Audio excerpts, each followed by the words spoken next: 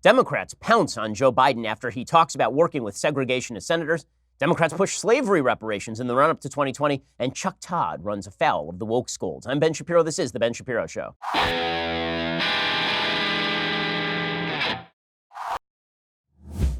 Alrighty, so we begin today not with segregationist senators or reparations. We begin today with the breaking news that Iran yesterday shot down a U.S. drone, according to the New York Times, escalating tensions. Iran shot down a U.S. surveillance drone early on Thursday, according to both nations.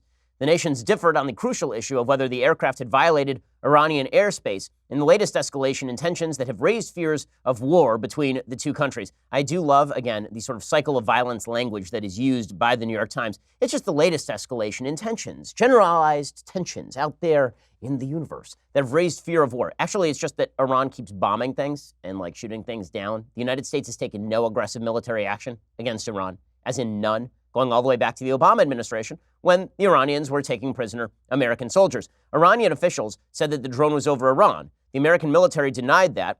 Each side accused the other of being the aggressor.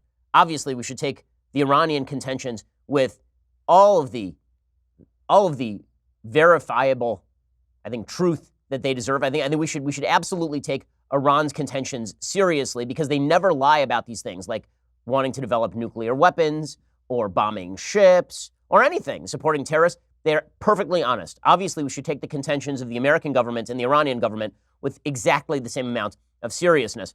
Both of the countries said that the downing occurred at 4:05 Iranian time on Thursday, 7:35 p.m. on Wednesday in Washington. The drone was shot down by an Iranian surface-to-air missile system while operating in international airspace over the Strait of Hormuz, according to U.S. CENTCOM.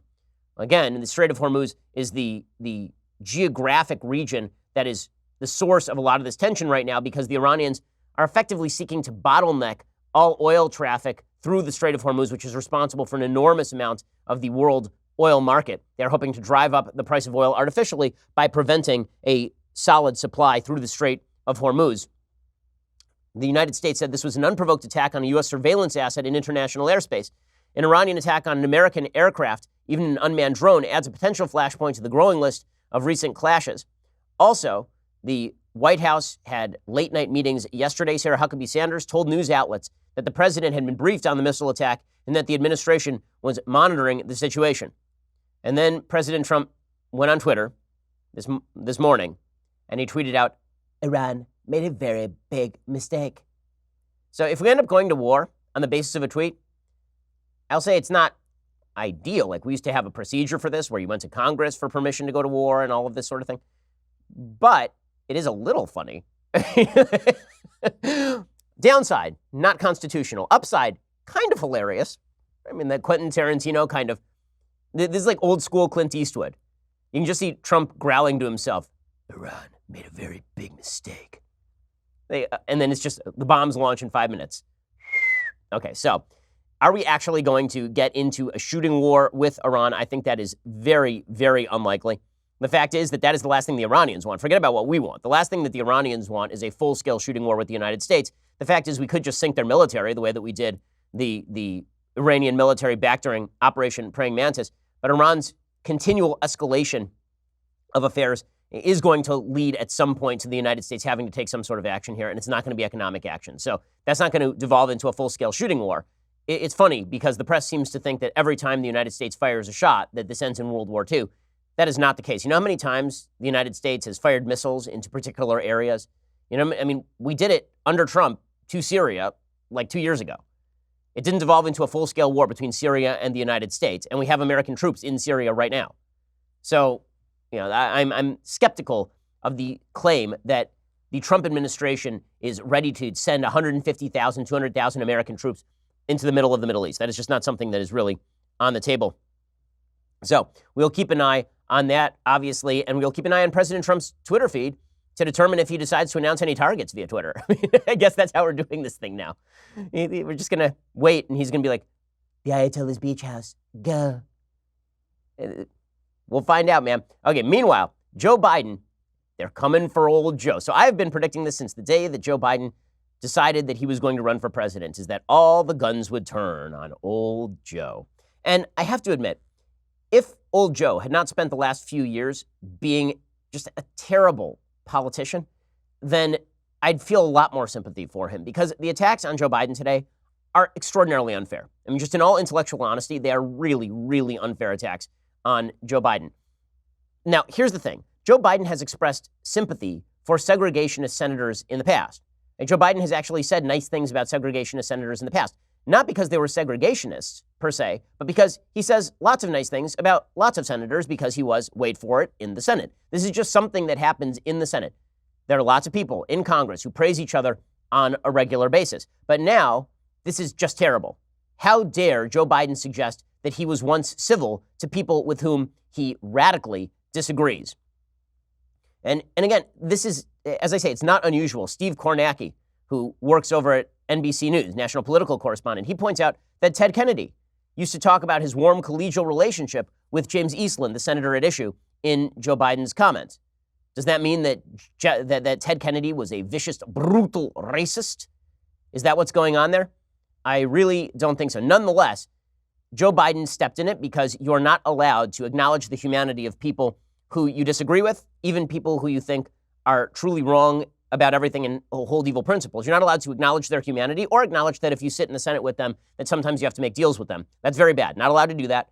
Instead, you have to virtue signal at every turn and not get things done in the Senate, I suppose. So here is what happened, to break it down. So Joe Biden was speaking at a fundraiser at the Carlyle Hotel in New York City on Tuesday night, and he stressed the need to be able to reach consensus under our system. And he specifically talked about serving with the late Senators James Eastland of Mississippi and Herman Talmadge of Georgia, both Democrats who were staunch opponents of desegregation. Eastland was the powerful chair of the Senate Judiciary Committee when Biden entered the chamber in 1973. Biden said, "I was in a caucus with James O. Eastland. He never called me boy. He always called me son.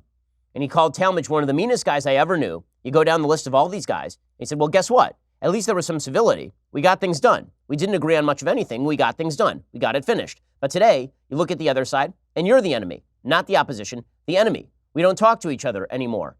Oh, so this is enough to ruin Joe Biden. I mean, they are coming for him, and they are coming with pitchforks. They are coming with pitchforks. I'll get to exactly the angle of attack in 1 second. First, in geopolitical instability news, Iran is obviously escalating tensions in the Middle East. They announced this week that they're going to break the uranium stockpile limit they agreed to under the nuclear deal. It's not a coincidence that gold prices have been steadily rising since Iran was bombing tankers. That's not a coincidence because, as I've been telling you for the past 4 years, gold is a safe haven against uncertainty. When people feel chaos in the wind, they start to buy gold. Can you afford another hit to your retirement like the last downturn when the S&P dropped 50%? The company I trust with precious metal purchases is Birch Gold Group. Right now, thanks to a little-known IRS tax law, you can even move that IRA or eligible 401k into an IRA backed by physical gold and silver. It's perfect for people who want to protect their hard-earned retirement savings from any future geopolitical uncertainty.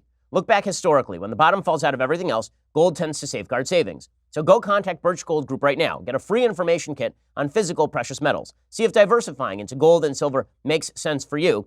This comprehensive 16-page kit reveals how gold and silver can protect your savings, how you can legally move that IRA or 401k out of stocks and bonds into a precious metals IRA if that's something you're interested in. To get that no-cost, no-obligation kit, text BEN to 474747. Again, text BEN to 474747. That's my name, to 474747 for the informational kit on investing in precious metals. Okay, so Joe Biden had the gall, the temerity to suggest that if you really disliked somebody, if you held principles different from somebody else, if you didn't agree with somebody, you still had to get things done in the Senate. This is very bad. You're not allowed to say that in the modern Democratic Party. And so it was wokescolds activate. Now, this is all cynical.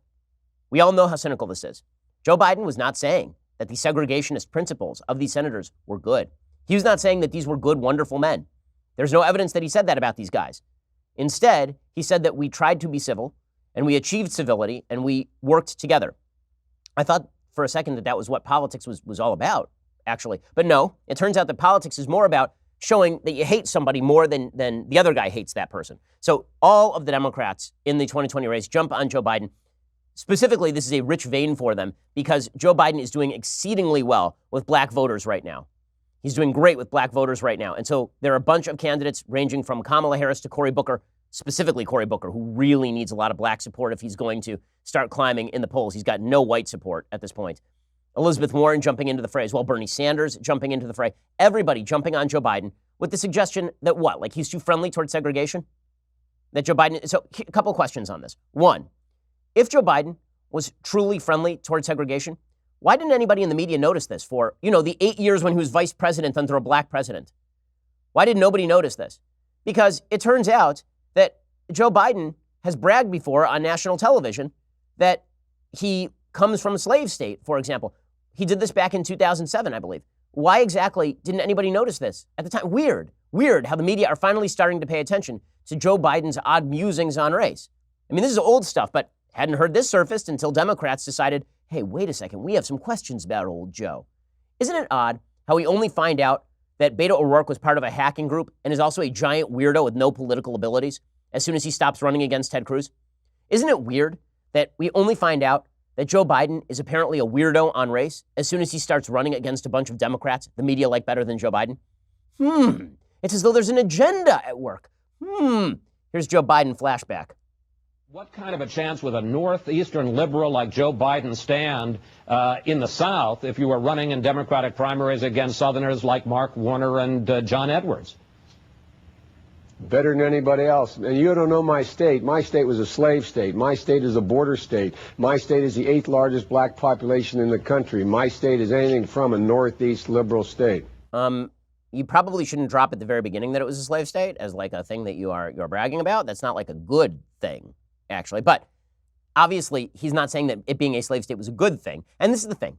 When Joe Biden was on the good side of the media, everybody sort of took his words for him just being an idiot and him gaffing. And now everybody is taking it as though he is a borderline vicious racist. And then they're using plausible deniability. So this was the strategy of Cory Booker, who came out and effectively suggested that he was a racist and then ran to his crying room and hid as soon as Joe Biden called him on it. So Cory Booker put out a statement about Joe Biden. He said, "You don't joke about calling black men boys. Men like James O. Eastland used words like that and racist policies that accompanied them to perpetuate white supremacy and strip black Americans of our very humanity. Vice President Biden's relationships with proud segregationists are not the model for how we make America a safer and more inclusive place for black people and for everyone. I have to tell Vice President Biden, as someone I respect, he is wrong for using his relationships with Eastland and Talmadge as examples of how to bring our country together. And frankly, I'm disappointed he hasn't issued an immediate apology for the pain his words are dredging up for many Americans. He should." And so Cory Booker goes out and attacks Biden. And he's effectively calling him a racist. I know. Cory Booker then claimed, no, I wasn't calling him a racist. So then what are you complaining about? Like, really, what's the complaint? If you're not suggesting that he is a closet segregationist or has closet segregationist sympathies, or that he's treating segregation and segregationists with too kind a hand, and that has nothing to do with racism, then what exactly is the complaint? It's pretty obvious what the complaint is. It's pretty obvious what Cory Booker is doing here, and the rest of the Democratic candidates. It is deeply cynical. It's really, really cynical. We'll get to Joe Biden's response, what the rest of the Democrats had to say about this, what exactly they're trying to do, and why Joe Biden, frankly, is suffering from a bit of Schadenfreude. He kind of deserves it. We'll get to that in just 1 second. First, Ring's mission is to make neighborhoods safer. So you know that I care deeply about the safety of my house and my neighborhood. I mean, the FBI arrested somebody like 2 months ago for trying to threaten to kill my family and me. So I am very concerned with neighborhood safety. You might already know about Ring's smart video doorbells and cameras that protect millions of people everywhere. Ring helps you stay connected to your home anywhere in the world. So if there's a package delivery or a surprise visitor, you'll get an alert. You'll be able to see, hear, and speak to them all from your phone. That's thanks to HD video and two-way audio features on Ring devices. Again, I love my Ring devices. We have them on our front gate. As a listener, you have a special offer on a Ring starter kit available right now. With a video doorbell and a motion-activated floodlight cam, the starter kit has everything you need to start building that ring of security around your home. Make your home more safe and more secure. Just go to ring.com/Ben. That's ring.com/Ben. You don't need to be a prominent political commentator to want your house to be more secure. And the fact is that many people who are attempting to break and enter will ring the doorbell to see if you're home first. Ring prevents that. They ring the doorbell. It goes right to your phone. You can answer it. Go to ring.com/Ben. That's ring.com/Ben and get that starter kit. Everything you need to build that ring of security. Ring.com/Ben. Okay, so Cory Booker comes after Joe Biden. And it's not just Cory Booker, obviously. It's also Bernie Sanders, who is fading in the polling, desperately trying to grasp with all of his socialist might, all of the might left in the tips of those pudding-stained fingers. He's trying to grip onto whatever level of support he still has. So Joe Biden attacked by Bernie Sanders with block of wood Chris Cuomo. Look, we all have to work with people with whom we have very different points of view. I do it every day. But I think to be singing the praises of people who were vicious segregationists is not something that anybody. But he was talking about working with them. Is that the same thing as singing their praises? I'm not so sure about that, but that's all. My goodness. Okay, I mean, that is so, I mean, Chris Cuomo actually saying a true thing. Good for Chris Cuomo there, by the way. Like saying a true thing, every so often it happens. Broken clock is right twice a day. But the fact that Bernie said, well, I don't know. Maybe he actually loves segregation secretly. Weird. You weren't saying that like 5 seconds ago when he was vice president of the United States. Very, very odd to see all these Democrats suddenly realizing that old Joe is a vicious racist. And as I say, there's some Schadenfreude to this. I mean, it was Joe Biden who was calling Mitt Romney a vicious racist 5 minutes ago, based on literally nothing, because Joe Biden is just as scuzzy a politician as all the rest of these dolts. Here is Joe Biden doing this routine back in 2012. Look at their budget and what they're proposing. Romney wants to he said in the first 100 days, he's going to let the big banks once again write their own rules. Unchain Wall Street. They're going to put you all back in chains. He said that in front of a black audience, going to put y'all back in chains. So he deserves everything that he is getting on just a cosmic level. But it is kind of hilarious to watch, and sad in the sense that if you like truth, it's sad, to watch these Democrats pile on Biden for making the fairly innocuous remark that a bunch of people, he was taking an extreme example. The example doesn't work if he says, you know who I agreed with a lot, John McCain, and then we made deals. That doesn't actually work. The entire example that he was using is predicated on the fact that he disagreed with someone and thought that they were bad people. That's the whole example. The left has gone so far that I'm now defending Joe Biden. What have you people done to me? How am I the Joe Biden defender today? Because I still care a little bit about honesty, and Democratic candidates don't, apparently. So Senator Kamala Harris, who is also black and also running for president and also cynical, said, if those men had their way, I wouldn't be in the United States Senate. And on this elevator right now, she's talking about Senators Eastland and Talmadge. Right? So what does that have to do with what Joe Biden said? And then you have Bill de Blasio, who strangled the groundhog and then went on Twitter and wrote, it's 2019, and Joe Biden is longing for the good old days of civility, typified by James Eastland. It's past time for apologies or evolution from Joe Biden. He repeatedly demonstrates he is out of step with the values of the modern Democratic Party. And then in the most cynical fashion, de Blasio tweets out a picture of himself with his wife, who happens to be black. The idea being, I suppose, that Joe Biden would have opposed that or is okay with people who oppose that or something. Pretty amazing, amazing stuff. Now, and by the way, the most extreme folks, of course, are the wokescolds on the left who come for Joe Biden. Dan Savage, who is just a disgusting human being. I mean, Dan Savage is the worst in a variety of ways. A man so gross that he once volunteered for the Gary Bauer campaign in 2000, and because he hated Gary Bauer, when he obtained the flu, Dan Savage, he decided to go around licking the doorknobs in the office so as to give all of the other staffers the flu. So Dan Savage, who is now the voice of tolerance, apparently, right? He runs one of these anti-bullying groups, even though he is one of the bigger bullies in modern media. He tweeted out, can't say you've never had a racist bone in your body when you were just sucking a dead segregationist bleep. What a kind anti-bullying guy Dan Savage is. Really, really nice guy, Dan Savage. My favorite part of this is when there was an MSNBC anchor yesterday talking about all of this, and the MSNBC anchor called all of the segregationist senators Republicans. MSNBC has issued no apology or correction, by the way. These were all Democrats. Still to come, Joe Biden references his relationships with two former Republican colleagues at an event in New York City. The only problem? They were both segregationists. Well, there was another problem, which is that they were both Democrats. But, I guess MSNBC doesn't care about that sort of stuff. Okay, so Cory Booker says what he says. And he is, leading the charge here because Cory Booker is desperately trying to wrest away control of some segment of the black vote, particularly in southern primaries like South Carolina, away from Joe Biden. And Joe Biden responds exactly how Joe Biden should respond, frankly. I mean, Joe Biden should have responded this way on the Hyde Amendment. Joe Biden's entire appeal right now is with the moderate and conservative segment of the Democratic Party, which, yes, does still exist. If you look at the polls right now, he is extraordinarily narrowly leading the rest of the field among liberals. It's like 25 to 24 over people like Bernie Sanders and Elizabeth Warren. Okay, but when it comes to moderate voters in the Democratic Party, conservative voters, he's up on the rest of the field by a margin of 30 points. If he starts to fade because he starts to kowtow on things like the Hyde Amendment, if he kowtows here, then he's admitting guilt, and he can't do that, and he shouldn't do that. So Joe Biden responds, in my opinion, particularly appropriately here. He slaps at Cory Booker. You're not allowed to do this, by the way, according to the media. If you slap at Cory Booker, so they have this catch-22. Cory Booker effectively implies that you are secretly a racist or too kind to racists. And then you respond the way Biden does. And then they call you a racist for responding to Cory Booker. Here is Joe Biden trying to respond. How does it feel that your Democratic rivals are implicitly saying that you have issues talking about race? They know better. Are you going to apologize like Cory Booker has called for? What? Cory Booker's called for it. He's asking you to apologize. He knows better. There's not a racist bone in my body. I've been involved in civil rights my whole career. Period. Period. Period. Okay, he is right. And Cory Booker does know better. Cory Booker is a cynical player, a very cynical player. Okay, there are people who know him going back to his days in Newark, where he was pretending to cultivate bipartisan relationships, which he abandoned as soon as he became a senator from New Jersey. He has shifted his positions on a wide variety of issues. He knows better than this.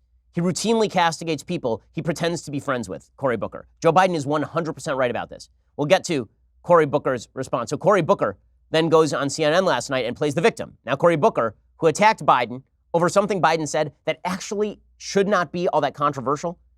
Again, I hate segregationists. Segregationists are wrong. Their perspective is evil. They were also sitting in the United States Senate, and you had to work with them to get things done sometimes. If this is the new Democratic Party, then count anyone of reasonable dint out. Here's Cory Booker being interviewed on CNN by, who is this, Don Lemon interviewing him?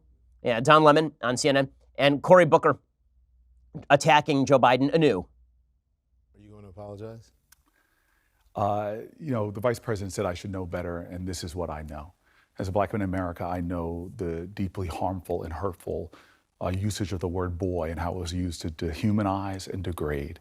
This is deeply disappointing. We waited for him to apologize. He didn't till the next day. And whether I'm running for president or not, as many people today have been, on Juneteenth no less, calling out for the vice president to acknowledge that his words were harmful and hurtful. On Juneteenth no less. Yeah, you're right. Probably Joe Biden, opposed the Emancipation Proclamation, which is what Juneteenth is celebrating. He's so cynical, Cory Booker. My goodness, he is a rehearsed, mechanical, cynical guy. I mean, that is a cynical dude right there.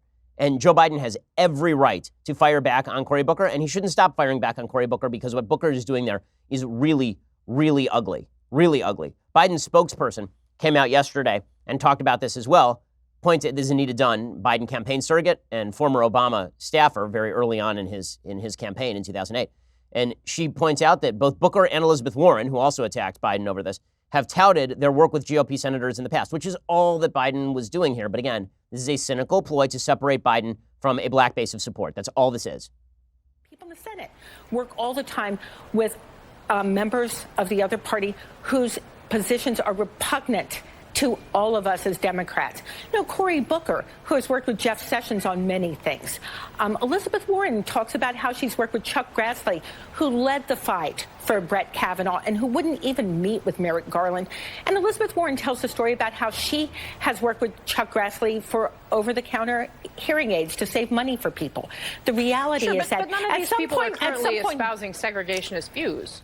Okay, so Anita Dunn getting just raked over the coals for all of this, and the media going out and really digging up as much material as they possibly can on Joe Biden now. So it's open season on Joe Biden. And again, this is all really cynical. All this stuff has been out there for a very long time. Joe Biden did not say anything here that is particularly new or groundbreaking.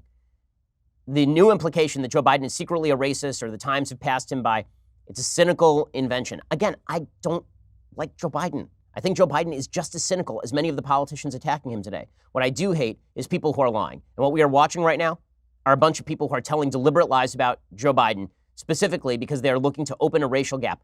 Reopening racial gaps in the country to suggest that America is rife with racism to get ahead politically is one of the ugliest aspects of our politics right now. And we'll talk more about that in just 1 second. First, getting fit, staying healthy, it always sounds easier said than done. Open Fit is bringing you something new. It makes it even easier never to miss a sweat session. So I work out like every day, which is why I am just jacked, guys. But one of the ways that I get jacked is that I use Open Fit because sometimes you can't make it to the gym. Sometimes it hits like 8 o'clock at night and it turns out that you haven't worked out that day. Well, Open Fit takes all of the complexity out of losing weight and getting fit. It's a brand new, super simple streaming service that allows you to work out from the comfort of your living room in as little as 10 minutes a day. Actually, very often I'll work out twice a day because that's the kind of dude I am. I'll go work out and then at night, my wife comes home from being a doctor And she is ready to work out, and it's like 8 o'clock at night. And so we put on OpenFit, and we go for it. OpenFit has changed the way I work out. With my code Shapiro, you can join me on a fitness journey personalized just for you. Again, use my code Shapiro. Start using OpenFit for your journey to a healthier life. Right now, during the OpenFit 30-day challenge, my listeners get a special extended 30-day free trial membership to OpenFit, where you can lose up to 15 pounds in 30 days when you text Shapiro to 303030. You'll get full access to OpenFit, all the workouts, and the nutrition information totally free. Again, just text Shapiro to 303030. That's text Shapiro to 303030. Okay, go check it out right now. Okay, so speaking of reopening racial wounds deliberately in order to make political hay, the entire Democratic Party is now engaged in this process. They are reopening racial wounds by talking about slavery reparations. Now, I think we can all acknowledge, and in fact fought a giant war to acknowledge, that slavery was a grave evil. I think that everyone acknowledges at this point in American life, 50 years after the Civil Rights Act, I think everyone acknowledges that Jim Crow was deeply evil, was a deeply evil thing. I don't think you can find an American in public life who will argue that Jim Crow was not a deeply evil thing. I don't think you can find many Americans at all. As in, like, you might be able to count them on one hand and they all hang out with Richard Spencer. I think that there are very few Americans who are walking around going, you know what would be great? A systemized way of keeping the black person down. I'm like, that is not a thing in modern America. Now, I know that this is anathema to the left. Many folks on the left want to suggest that racism is inherent in American life. It's the stain in our DNA that will never go away. Barack Obama used to make claims like this when he was president. I thought it was ugly then. I think it's ugly now. Talking about slavery reparations, which is inherently unworkable. This is the thing about slavery reparations. Not a single proponent of slavery reparations has ever put forth a proposal that makes any sort of logical, reasonable, legal sense. None. The only reason to discuss this is to imply that people who oppose slavery reparations don't do so on the basis of impracticality or the immorality of slavery reparations. They do so on the basis of pure, unadulterated racism because they don't take the legacy of racism and slavery seriously enough. That's the implication Democrats are trying to draw here, which is why I think that they were having congressional hearings on an issue that is never going anywhere. That's why they did this. Okay, so they had congressional hearings yesterday. Now, let me just point out that among the brutal, vicious racists who once opposed slavery reparations is Barack Obama. Here's Barack Obama circa 2008 being asked about slavery reparations. Every single Democratic candidate opposed slavery reparations in 2008, except for Dennis Kucinich, who was considered a nut job because he is a nut job. Here's Barack Obama answering the question. Senator Obama, your position on reparations? I think the reparations we need right here in South Carolina is investment, for example, in our schools. I did a town hall meeting in Florence, South Carolina, in an area called the Corridor of Shame. They've got buildings that students are trying to learn in that were built right after the Civil War. And we've got teachers who are not trained to teach the subjects they're teaching in, high dropout rates. We've got to understand that there are corridors of shame all across the country. And if we make the investments and understand that those are our children, that's the kind of reparations that are really going to make a difference in America right now. Okay, so it used to be okay to say this sort of stuff. It used to be fine to say this sort of thing. No longer, apparently. Apparently, you're no longer allowed to say anything remotely approaching this. If you do, this means you're a racist. So I guess Barack Obama back in 2008 was a racist because he refused to take into account the legacy of slavery. That apparently is according to Senator Cory Booker. So Booker, who again is trying to make his bones by bringing race to the center of the national conversation once again, he was called to testify in front of the House Democrats as part of his 2020 campaign. That is the only reason he's there. There's nothing that makes Cory Booker an expert on reparations. There's nothing that makes Cory Booker an expert on slavery. There's nothing that makes Cory Booker an expert on the wealth gap. There's nothing that makes Cory Booker an expert on any of these topics, and yet he ends up in front of the House committee where he basically gets to do a presidential stump speech about how America is inherently and brutally racist. I wonder about having the last word. What happens when the last word is no words, when it's silence? And I feel a sense of anger where we are in the United States of America, where we have not had direct conversations about a lot of the root causes of the inequities and the pain and the hurt manifested in economic disparities, manifested in health disparities, manifested in a criminal justice system that is indeed a form of new Jim Crow. And so we as a nation have not yet truly acknowledged and grappled with racism and white supremacy that has tainted this country's founding and continues to persist in those deep racial disparities and inequalities today. So okay, we can stop him there. This is such absolute unmitigated nonsense. The idea that we have not had these conversations and are not having these conversations, There's a reason Ta-Nehisi Coates is famous. Okay, it's not because he's a wonderful writer. He's famous. James Baldwin is famous. There are lots of famous black authors who have written on these topics for decades. We've not been having a racial conversation in this country for years. Truly? That's the line that Cory Booker is going with? We'll get to Ta-Nehisi Coates, who was also called to testify because he wrote a very purple essay for The Atlantic a few years back about slavery reparations. The entire essay was basically him describing how evil slavery was. Agree. Truly evil. Maybe we should have fought a war that killed 600,000 Americans to end it. Oh, wait, we did. Maybe then we should have spent a century in the North trying to overturn the legacy of Jim Crow. Maybe we should have passed a Civil Rights Act, a very far-ranging Civil Rights Act in the 1960s. Maybe we should have spent decades since then trying to construct government policy to stop state-sponsored racism. Maybe we should have done all. We've been having these conversations. I'm bewildered by folks who say we have not been having these conversations. Of course we've been having the conversations. Just because people disagree with you on policy doesn't mean the conversation hasn't taken place. We'll get to more of this in just a second. We'll get to Ta-Nehisi Coates' commentary, which is very much like Cory Booker's commentary, the idea being that slavery is responsible and Jim Crow is responsible for all disparity between black and white income and wealth in America, and therefore reparations are necessary. We'll get to why this is not actually factually true. And we'll get to that in just a second. First, you shouldn't have to choose between overpriced designer sunglasses and cheap shades that will not last you this summer. That's why I'm not going to wear anything other than Movement sunglasses. They're really terrific. You've heard me talk about Movement disrupting the watch industry. Now they're doing it again with sunglasses. The LA-based accessories brand has hundreds of premium, affordable sunglass styles to choose from. With their free shipping and returns policy, you can try on as many styles as you want right from home. I have a pair of Movement sunglasses, so does my wife. They are fantastic, and they don't cost you an arm and a leg. Movement sunglasses start at $60. No pair prices over $95. So you're guaranteed to find a style you love with quality that doesn't break the bank. Get 15% off today with free shipping and free returns by going to mvmt.com/Shapiro. See why Movement keeps growing. Check out their expanding collection. Go to mvmt.com/Shapiro. Go join the movement. That's mvmt.com/Shapiro. mvmt.com/Shapiro. I love my Movement watch. I love my Movement sunglasses. You will too. Go check them out at mvmt.com/Shapiro right now and join the movement. That's mvmt.com/Shapiro. Okay, we're going to get to the wealth gap, how much of it is due to historic discrimination. The answer, some, but not nearly all. We're going to talk about whether it is the same thing to deserve a reparation as it is to actually suggest that a reparation would be helpful, which is kind of a separate question. We'll get to all of that in just a second.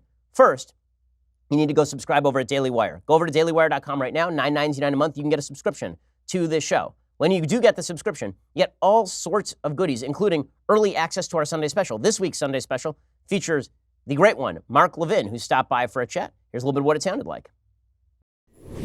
Autocracy is a bad thing, whether it's practiced one-on-one in the playground or whether it's practiced by government. And that's why I started to say, wait, I like liberty, I like individualism, I like to be left alone, I like to kind of do what I want to do. And if that's the way you think, then big government and the left is not your answer. It's a really great conversation. We cover a lot of ground ranging from Trump and the 2020 election to kind of the roots of constitutionalism in the United States. We talk a little religion. Go check it out, the Sunday special with Mark Levin, when you subscribe. Also, when you become a subscriber, you get early access to tickets for things like our Backstage Live event, which is happening one night only, August 21st, Terrace Theater, Long Beach, California. I really look forward to seeing you there because, frankly, do you think I want to spend my night there? But if you're there, then it makes it all worth it, guys. I will be there. Daily Wire God King Jeremy Boring, who's unverified on Twitter, will be there. Andrew Klavan will be there. Michael Knowles will be there, I hope, cleaning the seats. We'll be taking your questions live from the audience, which is always the best part. Don't ask Knowles any questions. Please don't. Tickets go on sale to the public this Friday. Today only, Daily Wire subscribers get the pre-sale ticket access. This is pretty important because there are only 300 VIP tickets available. That includes premium seating, photos, meet and greets with each of us, a gift from me, and more. Oh, I can't wait to see what gift I'm going to give you. I haven't even thought about it yet. Really, I need to think about what you specifically would like. Head on over to dailywire.com/backstage to get your tickets. Come join us for this one epic evening. Go check it out over at dailywire.com/backstage. Also, do the annual subscription instead of the monthly. That way you get the Leftist Tears Hot or Cold Tumbler, which you will vastly enjoy. It fills with tears from Media Matters for America. Every time a subscriber subscribes, Media Matters weeps. Help us make Media Matters weep by subscribing over at dailywire.com, since they are spending every waking hour apparently trying to take things from this show out of context. I hear you, Media Matters. I see you there. Go check us out, subscribe, help insulate us against the stupidities of the militant left trying to deplatform shows they don't like. Go check us out. We are the largest, fastest growing conservative podcast and radio show in the nation.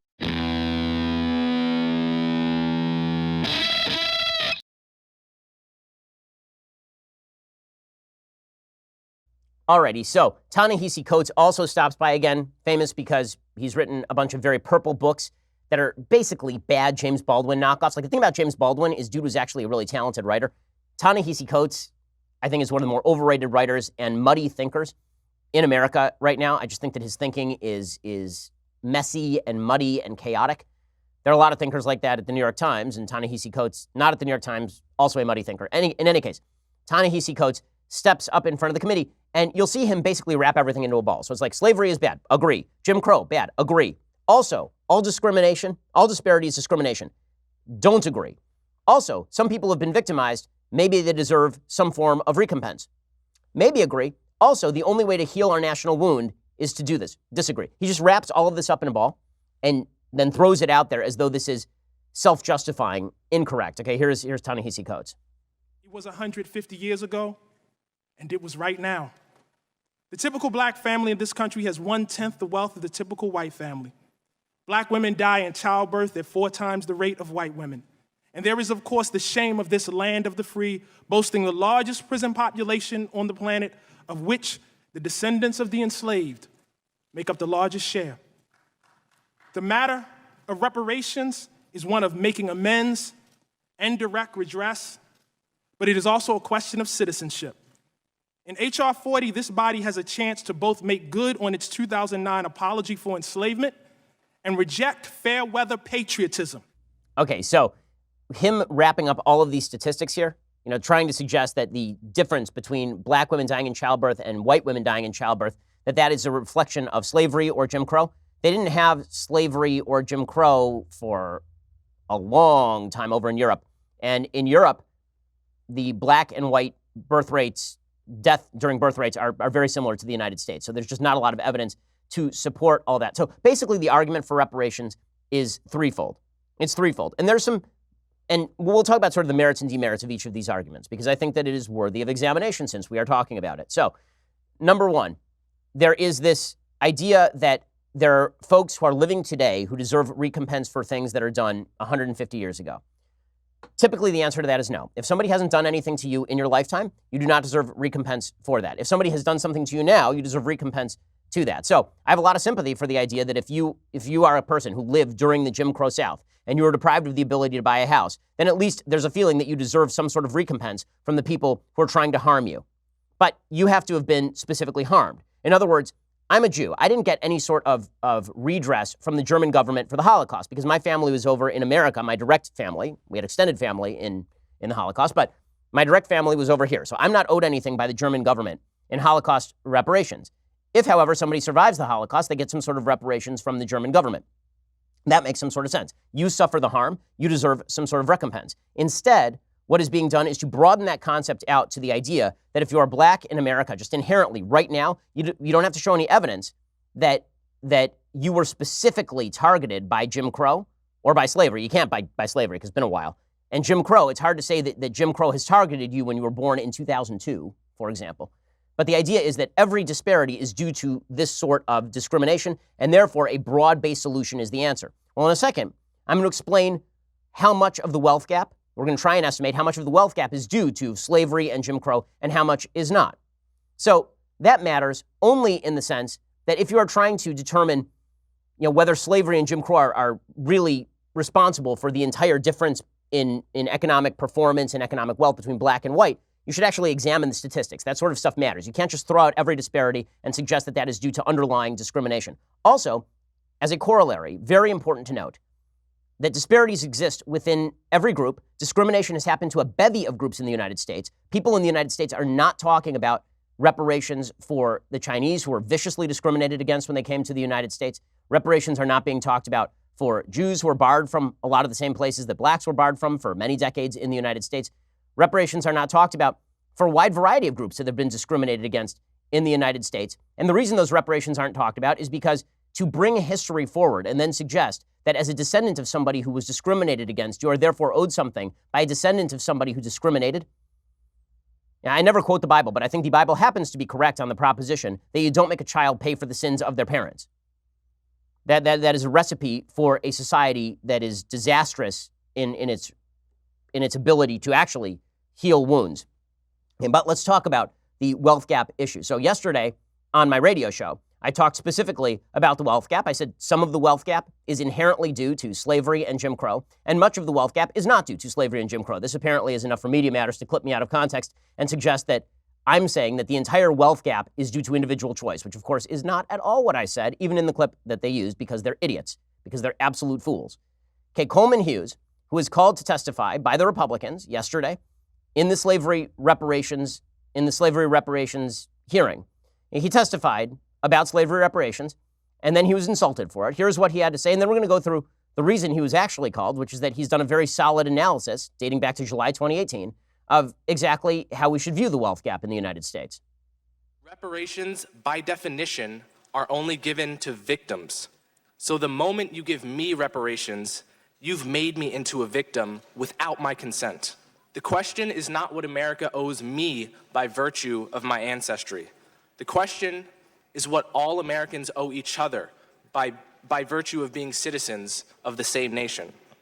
And the obligation of citizenship is not transactional. It's not contingent on ancestry. It never expires, and it can't be paid off. For all these reasons, Bill H.R. 40 is a moral and political mistake. Thank you. Thank you, Mr. Hughes. And then he was booed. Chill. He was presumptive, but he still has a right to speak. He was presumptive, but he still has a right. How dare he say things I disagree with, says Steve Cohen of Tennessee. Okay, so the fact that he is, what Coleman Hughes says there, which is that not every black person in America is a victim, I think that's true. The left would like pretty much every black person, pretty much everybody in America to feel like a victim. But certainly black folks in America, they would like them to feel like victims, even though the philosophy of being a victim of America is one of the chief obstacles to achievement in America. And when I talk about individual choice and how you can rise from poverty, I think that's a fairly inspiring message, a lot more inspiring than America owes you a check because your great-great-great-great-great-grandfather was a slave, or because your grandfather suffered in Jim Crow, Alabama.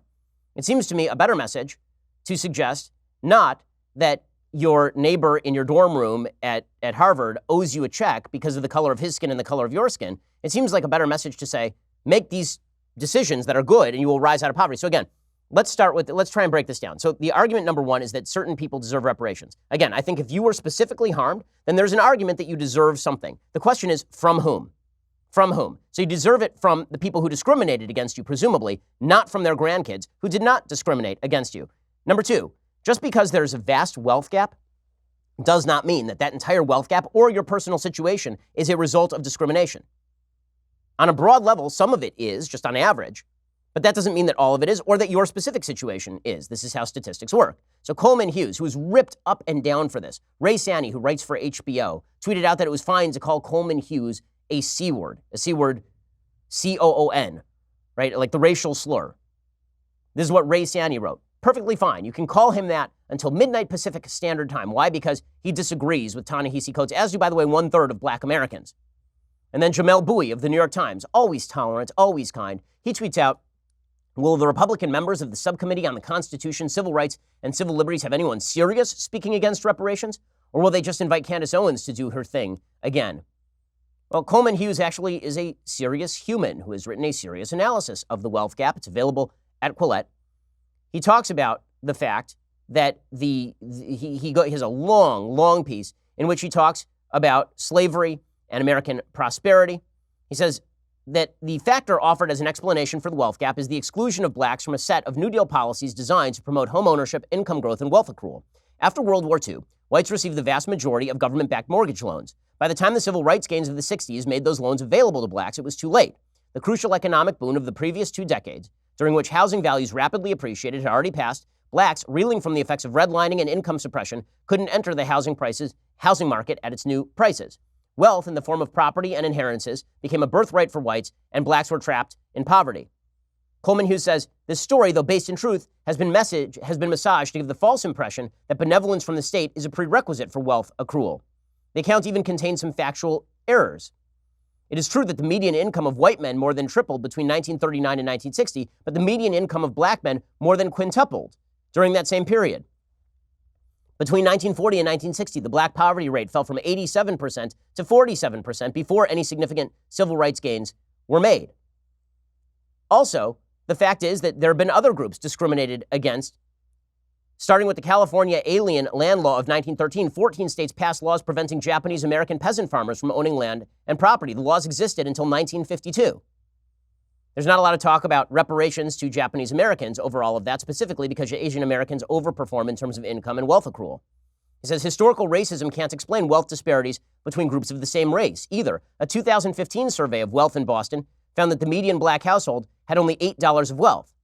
But the $8 figure only pertained to black Bostonians of American ancestry. Black Bostonians of Caribbean ancestry had $12,000 of wealth, despite having identical rates of college graduation, only slightly higher incomes, and being equally black in the same city. He says there's a kernel of truth to the idea that the wealth gap is historically based. But that doesn't mean that the vast majority of the wealth gap is attributable to historical discrimination. And so that's what Coleman Hughes writes about, and he gets ripped up and down for all of this. The second contention of the slavery reparations advocates is that this is going to heal wounds. I ask you, is it really going to heal wounds to make white people who had nothing to do with slavery pay black people who were never enslaved? Like, who receives these payments?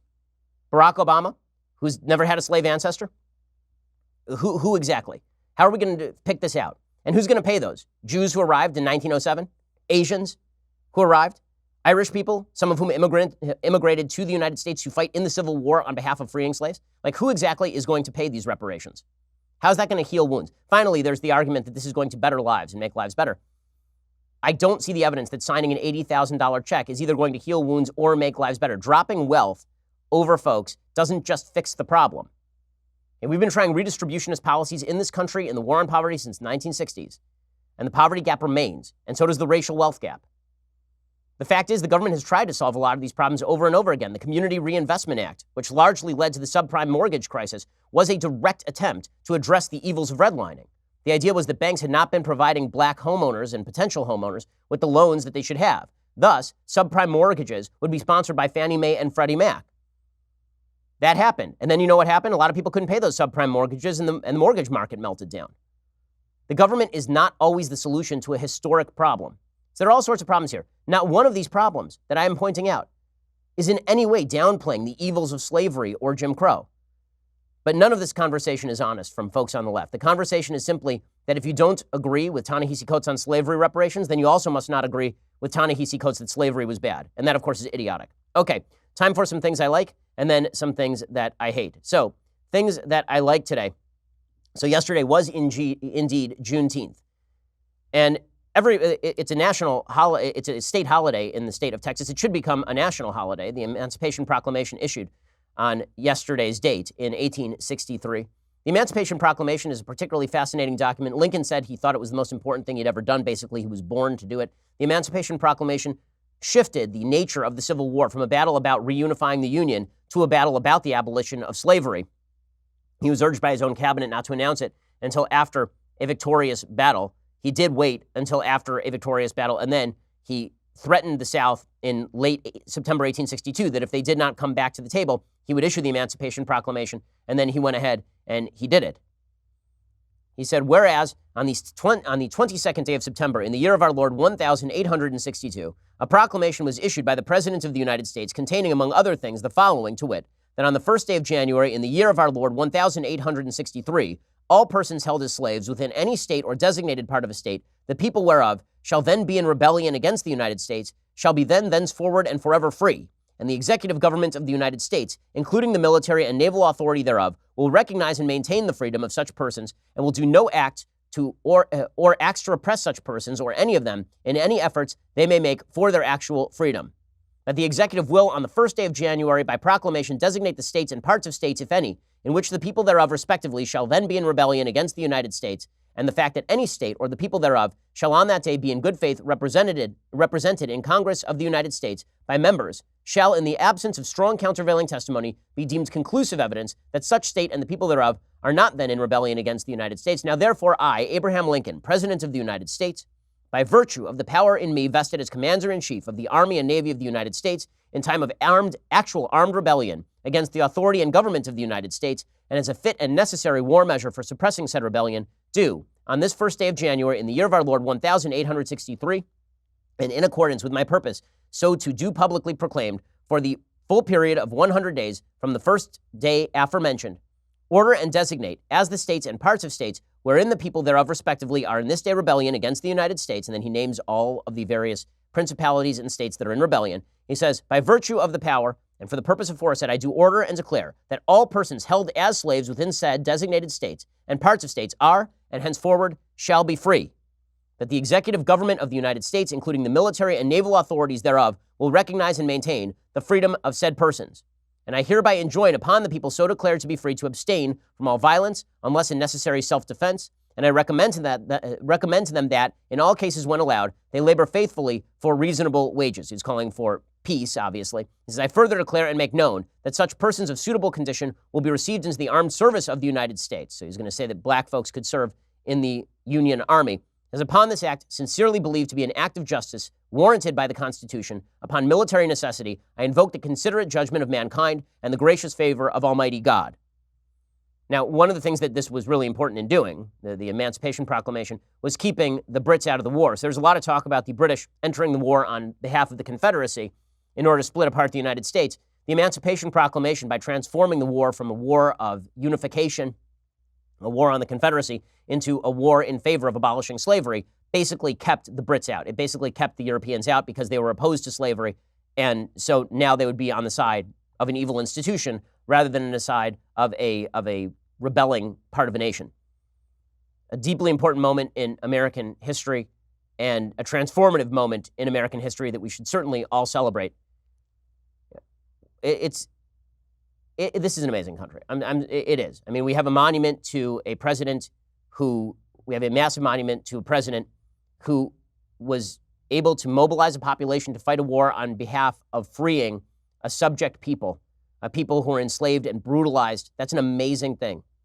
And the fact that the United States has not always lived up to its commitment to its highest ideals, that does not mean that the American people have not sought to do so on a broad level, or that now the American people are guilty for the sins that have been committed in the past. If we want to live with each other, if we actually want to come together and lead better lives, then reopening wounds by grouping people according to race and suggesting that people who are not guilty for sins pay other people who didn't directly suffer from those sins, that's a very bad way of doing this. It's unconstitutional, it's illegal, and it's negative. We should all be able to celebrate the legacy of the Emancipation Proclamation together, frankly. Okay, time for some things that I hate.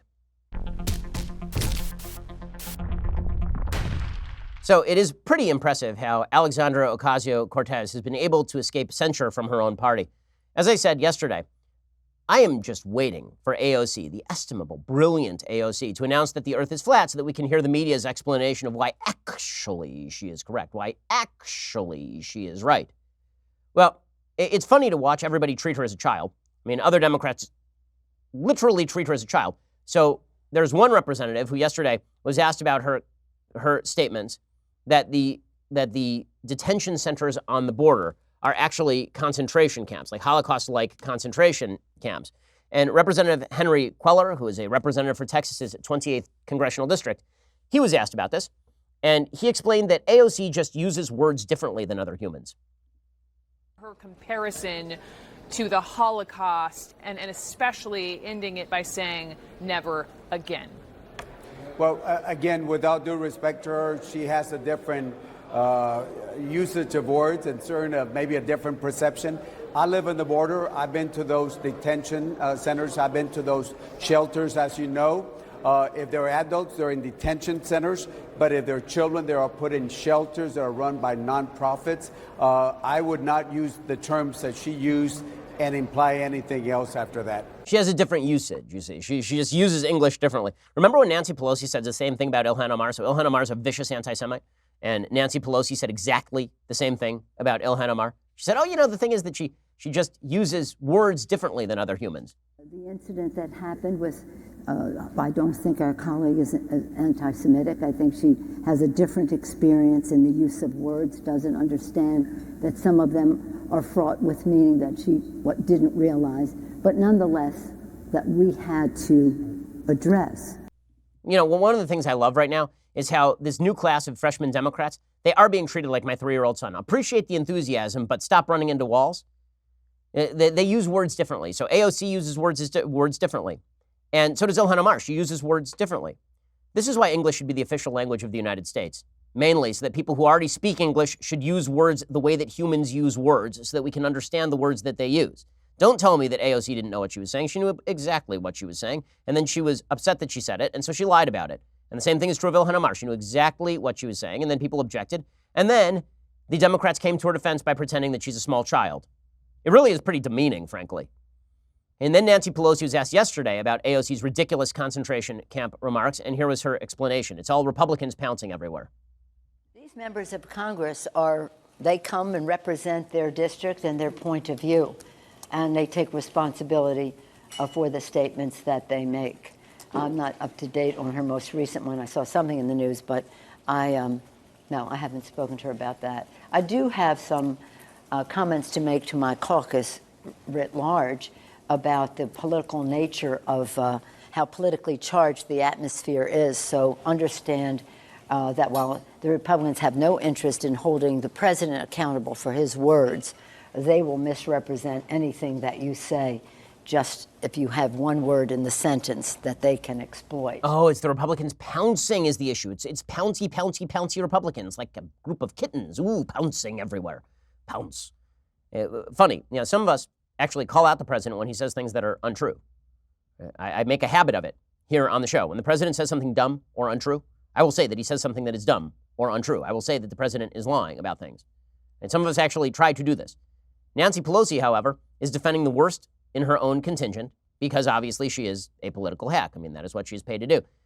The funniest part of this is that our journalistic firefighters are not coming to the defense of Chuck Todd today. So Chuck Todd comes out and he says, yeah, AOC is wrong. These aren't concentration camps. That's absurd. And he was trending last night on Twitter, and AOC directly responded to him. And now she and the rest of the media are gaslighting Chuck Todd. So I have to admit that, again, internecine warfare among Democrats and the journalistic establishment are somewhat amusing, but Chuck Todd is correct about this. After being criticized, Ocasio-Cortez tried to make a distinction between concentration camps and Nazi death camps, where the industrialized mass slaughter of the Holocaust occurred. Fair enough, but Congresswoman, tens of thousands were also brutalized, tortured, starved, and ultimately died in concentration camps, camps like Dachau. If you want to criticize the shameful treatment of people at our southern border, fine. You'll have plenty of company, but be careful comparing them to Nazi concentration camps, because they're not at all comparable. Okay, and then AOC responds by smacking Chuck Todd. So now she's just fully gaslighting everyone. She says, well, Chuck Todd, the fact that you slipped in Nazi when I never said that is pretty unfortunate. You know what you did say? It's so funny. The entire media just ignored the part where she said never again in that clip. It's incredible. And she said never again in that clip, which is a specific Holocaust reference. Everyone knows that's a specific Holocaust reference. Also, when you say concentration camp, I really doubt that she was talking about the long history of the Boer War. I don't think she knows what that is. I think if you asked her what the Boer War is, she would think it's a cooking show about roasting pork. Like it's ridiculous. She says, Chuck Todd is responsible. I'm going to gaslight you. And he says, almost as unfortunate as the fact that you spent this whole time without discussing DHS freezers, dog pounds, missing children, human rights abuses that uphold use of this term. Yeah, that's right. Chuck Todd is not concerned enough about what's happening on the border. It's ridiculous. I'm sorry. This whole thing is ridiculous. But we're going to continue with the myth that AOC knows what she's talking about. The good news is she provides new fodder for Democrats to defend every day that is increasingly stupid. So she did another Instagram Live. And in this Instagram Live, I guess this may have been was this the same one? She's wearing the same shirt. So I assume this is the same one where she suggested that the Holocaust was happening on our southern border. In this same video, she also had some points to make about socialism that are so wildly untrue that I'm looking forward to seeing how the media spin them. A lot of people think about capitalism and they're like, oh, capitalism, that means businesses, right? That means a free market, right? That means competing for having different products compete on the market, right? That's what capitalism is, right? That's not what capitalism is. You can have free market economies with mixed economies, which mixed economies exist. You can have free market economies with democratic socialist businesses. What? So she literally does not know what she is talking about, like at all. Free markets do mean businesses and businesses competing with each other, and they compete because they are, wait for it, free. And when people say capitalism, they just mean that you can invest in these businesses. That's all capitalism is. But according to her, you can have businesses that are democratic socialist businesses. What does that mean? You mean a business run by the state? In other words, subsidized by the state? So in other words, not a free market because it's subsidized by the state?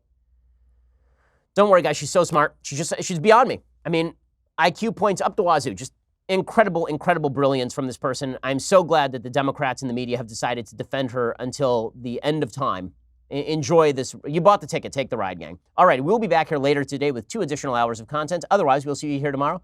It's a Thursday, so that means tomorrow's the mailbag. So you should go subscribe so you can send me a question. We'll answer it, and we'll have all sorts of fun times. I'm Ben Shapiro. This is The Ben Shapiro Show.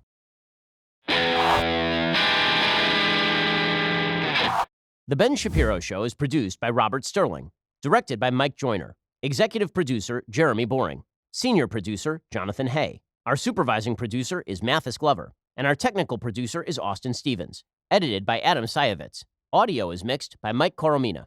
Hair and makeup is by Jesua Olvera. Production assistant Nick Sheehan. The Ben Shapiro Show is a Daily Wire production. Copyright Daily Wire 2019. Joe Biden rounds out his very bad week with all sides attacking him. Sparks fly at the reparations hearing on Capitol Hill, and homelessness destroys America's best cities. Finally, the mailbag. Check it out on The Michael Knowles Show.